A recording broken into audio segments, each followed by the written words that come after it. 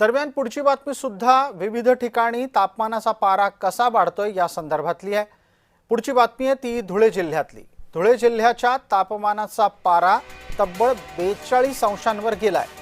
तापमान वाढीमुळे धुळे बस स्थानकातही शुकशुकाट आढळतोय। अशाच प्रकारची निर्मनुष्य जवळपास स्थिती किंवा तुरळक उपस्थिती रस्त्यांवर धुळ्याच्या अनेक रस्त्यांवर आढळते आहे।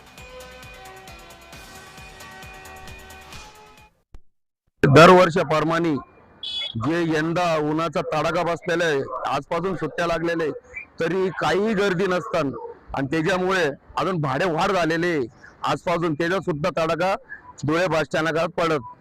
आज गर्दी म्हणजे गर्दी बिलकुल इतकी जशी पाहिजे तशी गर्दी नाहीये। सुट्ट्या पण लागलेल्या आहे तरी तितकं गर्दी दिसत नाहीये आणि त्याच्यानंतर मग उन्हाचा तडाखा जो बसलेला आहे तो जास्तच वाढतोय। 8 दिवसापासून लगातार ऊन वाढत चाललेलं आहे।